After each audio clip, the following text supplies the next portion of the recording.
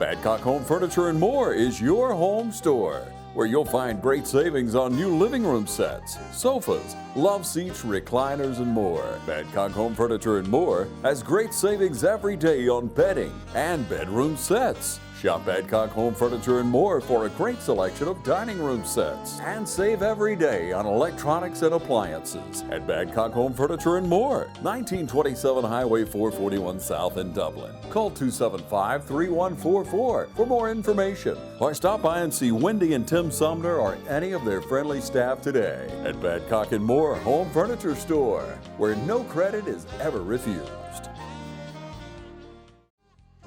First Lawrence Bank invites you to experience banking at its best.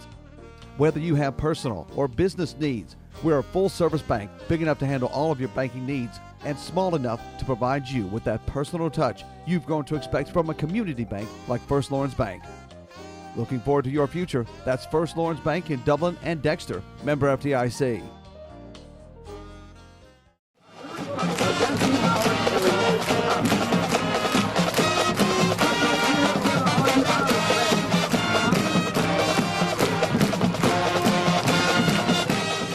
Good morning. Welcome to another edition of the Dublin Fighting Irish Coaches Show. I'm here with head coach and athletic director under COVID protocol again, Coach Roger Holmes. Man, what a tough week. Obviously had our game 2 weeks ago with Dodge County. Came back in on Saturday morning, graded film, went home Saturday afternoon. Had a little cold chill, went in, took a temperature. Temperature was a low grade, 99.4. Knew we had an open date week, and I said, man, if I'm gonna get tested, now's the time to do it. And I went and tested that afternoon, and lo and behold, it came back positive. For the safety of all of our players and the fact that game night, you can't really identify who you were around, close contact. Absolutely. On the sidelines. Impossible. In the room for the halftime and pregame meetings, all those types of things. Then we had to quarantine our whole football team. Coaches, trainers, everybody. Everybody was under quarantine. However, we had all the coaching staff was vaccinated. So they did not have to quarantine, and they were able to come to work. We had one coach that was already out, COVID, that went out on Wednesday or Thursday, who was vaccinated, just like I was. We had talked about this, I think, in our first meeting, and I believe you said this could be a different season, Nelson. Well, I've felt that way for quite some time.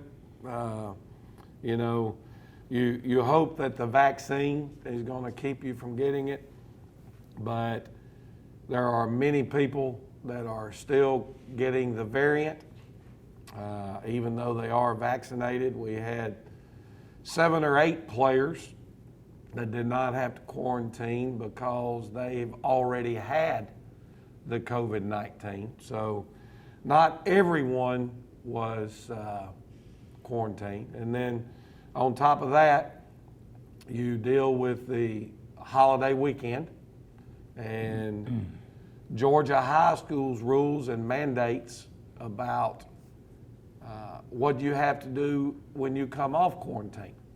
Basically, we have this acclimation period in the state of Georgia for the safety of the kids that the last week of July, you have to go 5 days straight, t-shirt, shorts, and helmet. Before you put your pads on, before that kind you of can thing. start practicing, and they call that acclimation. Well, up until September 30th, if any player misses up to 5 straight days, they have to reacclimate. And the reacclimation period is 5 days, which you can actually play a game on the 5th day, but day 1 is 1.5 hours and helmets only. Day 2 is 2 hours and helmets only. Day 3 is 2.5 hours and shoulder pads. Day 4 is 2.5 hours, I think, in half pads. And day 5 is full pads or game, okay? So all of my players that were not vaccinated were not able to test out. Right. We had some that we had to go take our test. You have to test after day 5. Could we have played this week if we were off, but could we have played? No, Couldn't have played. no, because we could not have met the 5-day window of when your players had to test. So the off week hit. Well, the off week was a blessing when it hit, obviously, but just so some of our people that might be listening understand this protocol thing, players have to go test our kids could test on Wednesday, which was considered day 5. Well, we were encouraging them as many as we could to go do rapid test and get that result back. You cannot use the one that's on the shelf at Walmart or Kroger. You have to do the rapid test at a doctor's office, or you have to go do the PCR testing at the centers where they send it off and get it back. Well, the negative to that was because it's running so rampant and there are so many tests that are being done, there's a log jam on getting your results back. You were able to get them back previously in 24 to 48 hours, closer to 24. Then it went to 48. Now it's taken up to 72 hours to get results back. And we had a holiday weekend. And then you got the kids to be willing to actually go do it. Well, they've got to go get it done, or they have to wait the full 10 days, which today, being Tuesday, is our full, everybody should be out of quarantine. Now, we've had 3 of our individuals that tested positive, so it looks like they will be out this week. And, I've been calling and checking on them, as a lot of people did me when I was tested positive. And, one thing that I want to encourage our people, I guess you can call this a public service announcement, if you will, but there's no more devastating stat than was in the newspaper last week. And that stat was that 35 people in Lawrence County died from COVID-19 in the month of August. 0 of those 35 individuals were vaccinated. The second thing is I'd gotten some advice from Dr. Langford, one of our boosters, and he had contracted COVID, and he went and did the infusion treatment, and he swore by it. He said within 2 days, I was feeling Getting the antibodies. yeah, just almost like brand new. And he had told Mitch Warnick that, if you, Mitch, the coaches, anybody gets it, at that time you had to have a doctor's referral, and you had to meet categories. And I met one of those because I am diabetic. I'm over 60. Right. I'm fat and overweight.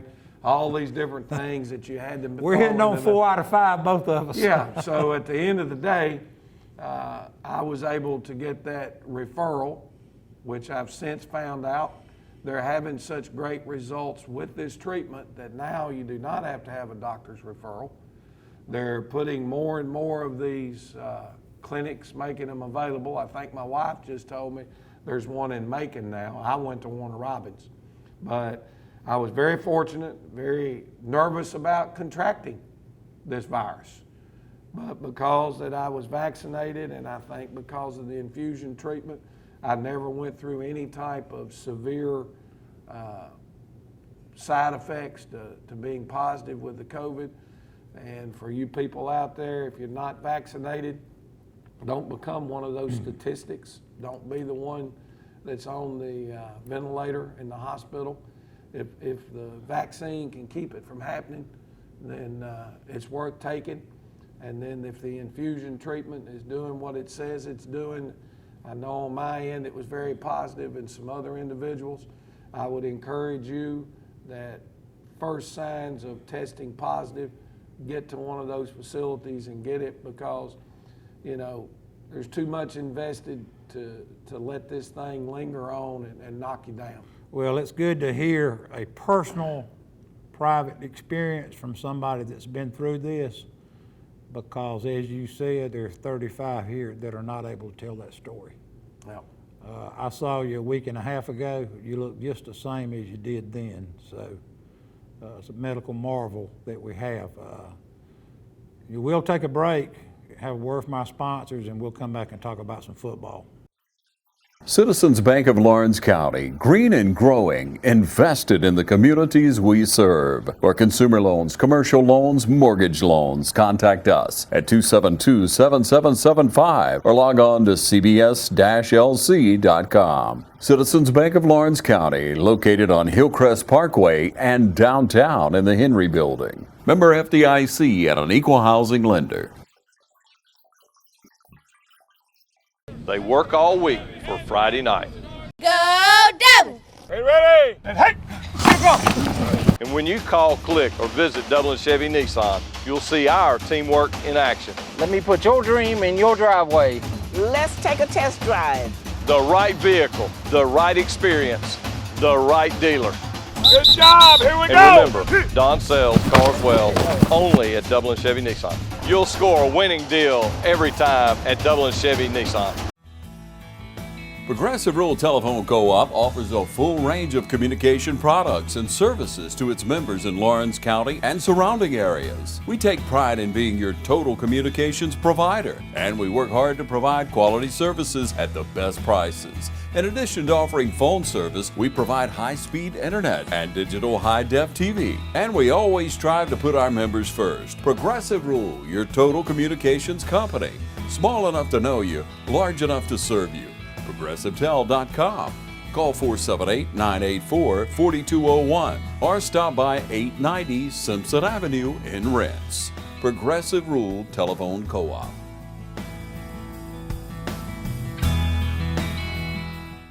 Imagine a life-changing injury. Imagine the fear and unknown. The Houston Clinic Sports Medicine Team, the only physicians in the area with advanced certification in orthopedic sports medicine, treats sports injuries with innovative techniques. The Houston Clinic has helped nearly 1 million athletes live without pain. Imagine getting back in the game. Imagine the best game of your life. The Houston Clinic Sports Medicine Team. The City of Dublin Natural Gas provides the most cost-efficient source of energy available today. So for your home, choose the most natural resource. Safe, clean, efficient. All new subdivisions around the Dublin area have natural gas available. Start reducing your energy bills today with Dublin City Natural Gas Department. Natural gas, the smart choice. Call 277-5048 today and let us help you start saving today. And we're back with the Coach's Show with Coach Roger Holmes. Coach, we had a scrimmage game run under our belt up in Haralson County, and good bus ride up there, and let the kids go through that type of thing. And we come back and play on our new turf. We host one of our bitter rivals, Dodge County, and didn't really know what to expect. New coach over there, you had some ideas kind of maybe what they might do on defense, but not really on offense. And I thought our kids played a really, really tough game through almost three quarters. Well, I think you're right, Nelson. You got an old eye for watching football, and defensively, they did still give us something a little bit different than what we had prepared for. You know, I think from an offensive standpoint, we were not as physical as we needed to be in our offensive line. You know, it's hard to get your scout team to be able to give you the look that you're going to get, especially in that first game, the intensity level, the quickness of the team, the kids on the other side of the ball. Speed of the game's different. Is different, and you know, at the end of the night, we had a decent performance offensively for game one. We had a couple of penalties, I think, that stalled drives. We missed 2 or 3 assignments, which created some issues. But, you know, that's kind of to be expected in week 1. I think our quarterback play was pretty solid. We did some good things there with Aquarius Evans.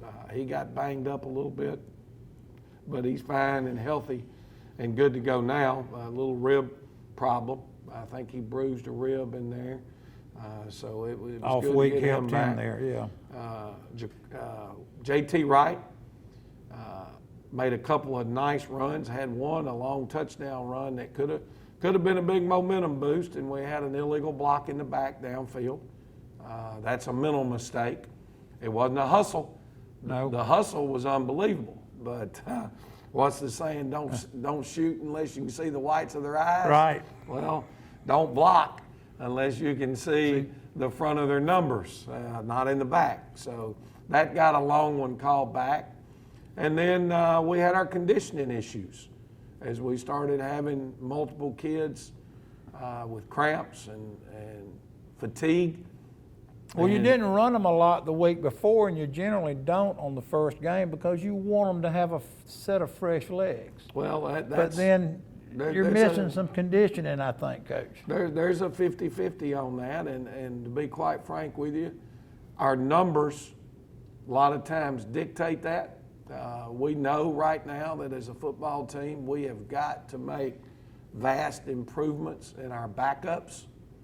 The number 2s, if you will, that are playing have got to do, you know, we've got to get them more ready to play, knowing their assignments, knowing their responsibilities, and then, you know, it was one of those deals at the end of the night. I think the fact that Derek Brown, our tackle and tight ends coach, was out, and who'd also been coaching our defensive ends. He was the coach that was out with COVID. And when we get the film back and we grade it, we realize that our starting middle linebacker and tight end, Jaquan Willis, played every snap on defense and played all but 5 snaps on offense. Well, we've got a good back. We've got a good number 2 tight end in Corn Rozier. Cornelius Rozier. Corn should have been playing at least half the game on offense. Well, no, the person that coaches that position was not there, and everybody is engaged in their position, and it was poor coaching on my part as the head football coach to make sure that we didn't have that covered. And then you turn it around from the defensive side. Dennis Wilcher, who starts in the offensive line, Ramonte Doherty starts in the offensive line. Both of those kids went every single rep. I called Dominic Doherty's name and Ramonte a lot. Yeah. A lot. Nazir Johnson came in and played some. Well, he spelled us some in there in the defensive tackle spot. You know, I think the young man in the offensive side of the football that we said was our top player of the night offensively was Caleb Hall at center. He was very sound. He maintained his blocks. Assignments were good. He had a really, really solid night for us there. You know, he's one of your quiet leaders. He doesn't say much, and but he's a very bright young man and plays hard and played a lot of snaps for us offensively and defensively. The defensive side of the football, as you mentioned, we played very sound, really good, solid football until fatigue. And then you had 2 folks. They were out of position. Had a defensive breakdown. 2 people out of position. We did, and that was a backup that was in the game. A young player, a sophomore. When they gave us a certain look offensively, we wanted to check to a certain defensive look, and he didn't get the check. And lo and behold, like always, they happened to have a play called running right where you should have been, and it turned into a 95-yard touchdown run, and that kind of put it away because we were physically unable to rally the necessary energy to come back. So conditioning was a factor. Something I noticed in one of our Coach Holmes' coach teams is we didn't score on the second half kickoff. Well, You know, I hadn't really thought about that, but that's something that we as fans, we talk about things like that in the stands. You know, if we're behind, and which we're lately with the teams we've had, we've not been behind a lot at halftime until late in the year. But folks, look at that second half drive, and well, with our young kids, we didn't get any points out of that. It's harder right now, again, because of our lack of experience, making adjustments, because it doesn't matter what I know. It's what our players are able to do based off of what they're told. So we've got to continue to get better on our basic assignments and our execution. And, you know, that's one of the really, really frustrating things about this COVID that we just went through. You know, we talked about, we came in, we graded that film on Saturday morning. We looked at every single play, every single player. As we always do, we graded every play. There's 3 grades for each kid during the game. One's on his assignment, one's on his execution, and the third one is on his effort. Our effort was pretty good. It was. Okay, our assignment was in the 65 range as a team. That's unacceptable. You need to be in the 90s. And then our execution was in the 40s. That means how you're doing it compared to how we're trying to coach you to do it. So I was so excited to get back on the field with them on Monday with an open date week and really hone in on the things that we weren't doing well and start getting this football team better. And then all of a sudden, now you have COVID. Bam. And you're out for the whole week. And now you come back, well, you have to prepare for your game, you know. Right, it takes a week. So you can't spend as much time on your basic fundamentals because you're having to block a different defense and defend a different offense than what you presently have. So, you know, it's not an excuse, it's a reality, and everybody, I think, is going to face it. We've played one game, and we've already, since practice could officially start, we've already been quarantined twice and played one game. So we're behind, and we're going to take us a break, I know, and come back and talk about what we got to do to catch up with these Wheeler County Bulldogs. Right. Well, I thought before we break, I thought Quay and JT had good games. Quay and JT, or Quay and JT. Well, they're our leaders. They're the most experienced that we have. Quarterback, I think Jaquarius summing things up. From what I saw up top, Crather and I did the game for TV 35, and I thought he took some mighty, mighty tough hits and stayed in there and kept getting up. I was so proud of the Evans kid at quarterback. Quay came in and took over for him. You're right, kid, Tyler Wright came out of the end zone. A huge catch for us. Out of the end zone and back out about the 1 or 2 and made just a big stab out of the air that kept the drive going down there where we scored. And Hall blocked, Cadle blocked really well on the line. Daugherty played a good game. I thought these are things that we know. Des Gilbert. Des Gilbert, another kid. Two-way player, really, really, really played well in the defensive front for us. Got to get him playing, you know, physical all the time because he is a physical type player. The same with Ramonte. You know, Ramonte has got to get better on assignments. If we do that, it's going to shore our offense up pretty quickly. I like to run through and just mention some of the kids' names that it's Jared Tucci when we come in here, but I still remember on Friday night how many times I called their name. Yeah. You know, it's pretty obvious when somebody's got their heart into it and they're playing a good game. That kind of summed things up from last week. I think it'll be a good time to take a break, have a word from our sponsors, and we'll come back and we'll talk about our upcoming game, Coach. Drop by today and see the winning team at Lakes Alignment and Truck Service in East Dublin. We're now offering tires and service for all your agricultural and farm equipment. At Lakes, we've got you covered on the road or in the field. Big truck alignment, industrial tire pressing, and commercial truck service. So join the winning team at Lakes Alignment and Truck Service, and now offering agricultural tire service. No matter where you are, call 272-4230 and our service trucks are rolling to you. Lakes Alignment and Truck Service, serving you at the same location right behind Thomas Auto Supply since 1954. So grab the family and head on out to the field. This football season, you're sure to be on a winning team when you join the team at Lakes Alignment and Truck Service, and now Agricultural Tires and Service. Lakes Alignment, East Dublin.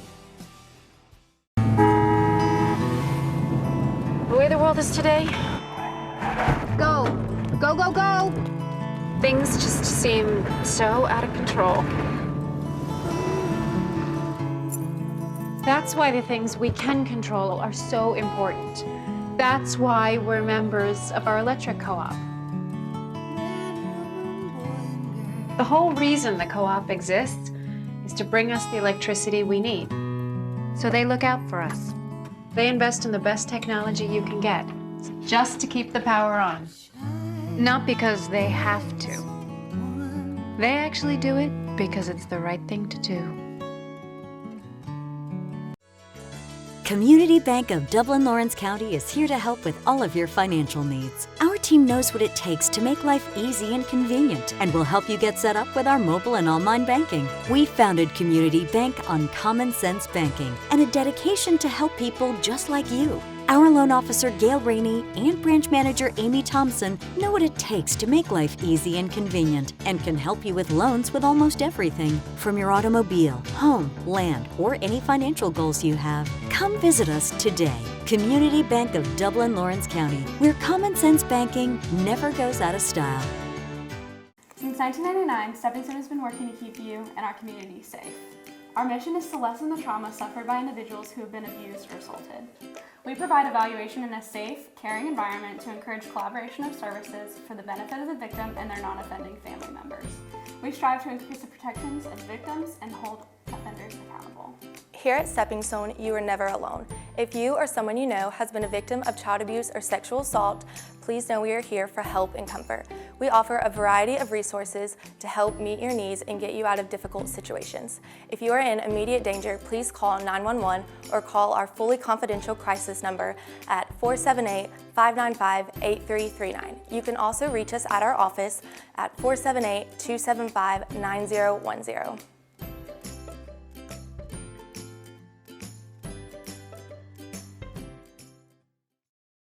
And we're back with Coach Holmes on the Irish Coaches Show. Coach, got an away game coming up this week, a region game right off the top. And kids have been out trying to get into another practice regime, I guess. And so what have you been able to work on? And, tell us a little bit about Wheeler County. Well, for us, we were able to get, I don't know, maybe 20 kids off our roster. We're able to get in. And when we're going to play. Yeah, they were able to get in on Saturday, and then it's about 22 kids was able to get in on Sunday. These are kids that have already had it, been vaccinated or what. And you get to do a little bit of walkthrough and show them some things, but the reality of it is it's more encouraging to us just to get them back, get them moving around, not laying on the couch, and try to get some of that conditioning back. But anyway, I mentioned earlier how Georgia High School mandates the 5 days of reacclimation. Well, and our players are able to come back today, which is Tuesday. So our game with Wheeler on Friday has been moved to Saturday, okay? And we'll play in Alamo at Wheeler County at 1 o'clock on Saturday. That's quite different. It's going to create some different feel for our players. I'm sure it'll create a different feel from them, but shoot, I don't know. Didn't we play a state championship game in Atlanta We about did. 1 o'clock? So it's not the first time that we've played an early game on Saturday or whatever. Some of these kids were on that team. So, you know, we're just glad that we're going right now, obviously for us and hopefully for them. Everybody's got COVID under control this week and we can get that game in. Now, when you talk about Wheeler County, they were a much, much improved football team last year. A new football coach there in Thomas Smith. Absolutely. He's got an electric group of skilled players. I think it all starts with his quarterback, who was their guy last year. I think they won 6 games last year with that young man. They've got numbers 1, 2, 3, 4, 5, and 6. They've got some receivers that are in their skilled positions. Number 3 tends to be, or looks like he's their lead running back. He's going to get the most carries, running buck sweep out of the shotgun, sort of a wing. They're a wing T team, sort of in their run game. They trap, they run the belly, they run the buck sweep, they run the jet sweep.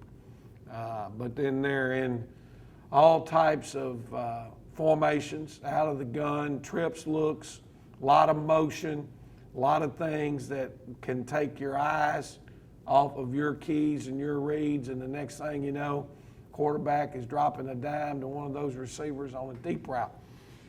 So offensively, extremely potent, been making a lot of plays. They're undefeated right now.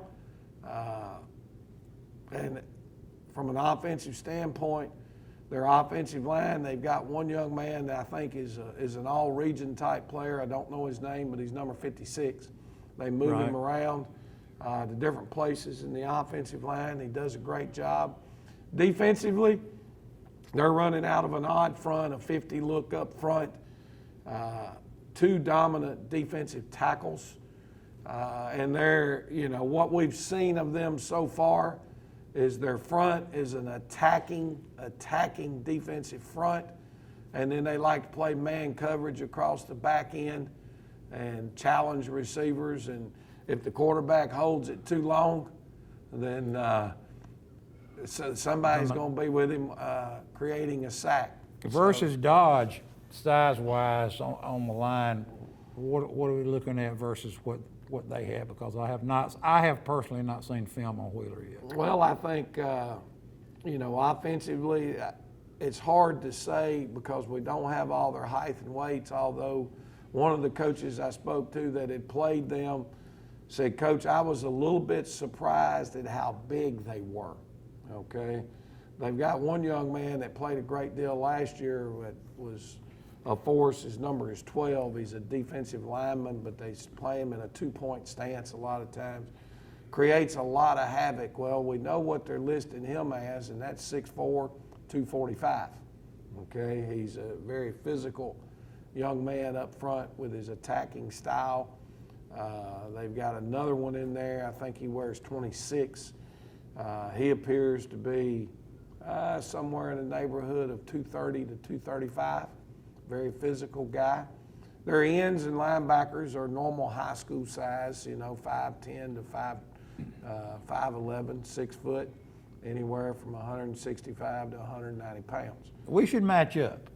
I don't think we're going to get manhandled up front in the sense that because of their physical size. Now, if we don't do a better job with our pad level and coming off the football and having powerful first and second steps, then, yep, we're going to have trouble with them the way they like to line up and penetrate. So, you know, we feel like we've got our hands full. Now, the other thing that they don't mind taking chances. They'll do a lot of onside kicking and that type stuff. So they'll force us to keep our hands team on the field most of the night on our kickoff return situation. Folks, you know, folks, oppositions, it seems like they always have a problem when they go into Wheeler County and play. It's a different environment down there. Well, they've got a beautiful stadium. You know, I was real impressed. I got an opportunity to go down there last year and scout a game. I don't even remember who they were playing at that time, but I went in. They had a great crowd there. The stadium was nice. Their kids come down the steps, very similar to ours. coming off their side of the home stands and that type thing. So there are a lot of beautiful stadiums in Class A ball that folks don't really get to see a lot, but also some of them are intimidating to other Class A teams. Oh, there's no doubt about it. When you take a young team like Dublin down into a place that it can be a tough environment. Well, you know, my concern is right now is how much progress can we make in this short week? Absolutely. We will go in a little bit shorthanded. As I mentioned before, we've got 3 that are definitely still out for this week, and those 3 kids are players. It's not going to help us not having them, but you know, Georgia High School this time around, you kind of got 2 choices. It's play or forfeit. And well, we don't want to get to the thing where we play 3 games in a week like we did last year. And although 8 days, that's what our region has said that we're going to follow, is the same thing that we did last year. If you get behind the game, that's that tough. we'll have to play them. What was it? Tuesday or Thursday, Tuesday, Saturday. Right. But for that to happen, GHSA still has to approve it because you're playing more than 1 game in a calendar week. So you would have to get approval from them in order to do that. Well, and we think they would approve it, but we don't know. But we want to go ahead and play our right game now. We go ahead and all we've got to do is play it on Saturday. There's no permission needed because we're both still playing 1 game in a calendar week, and we're good to go. And because the way this thing is rolling, we're still it's going to be affecting somebody else before this season's every out, week, or affect us again. Every week. Well, Coach, again, we're glad you're better. Irish Nation is glad you're better and back up to speed. Been a lot of prayers out for you and your family, your son, your wife, and everybody. Certainly, glad we're through this part of the week, and we'll come back and talk next week and talk about what we got with Wheeler, and then we've got an upcoming game with Swainsboro away also in the future. So, got some things to look forward to, and good luck. Appreciate you.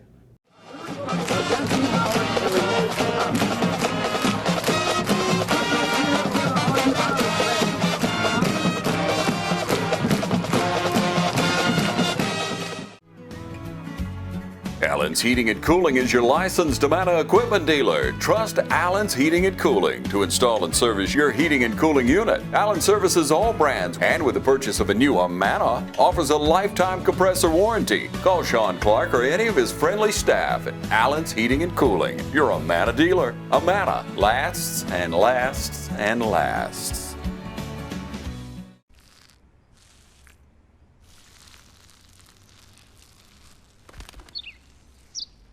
Maybe he landed here totally by coincidence.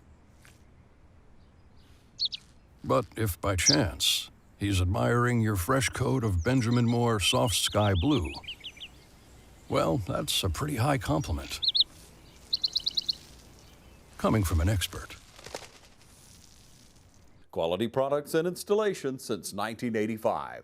That's 4 Seasons.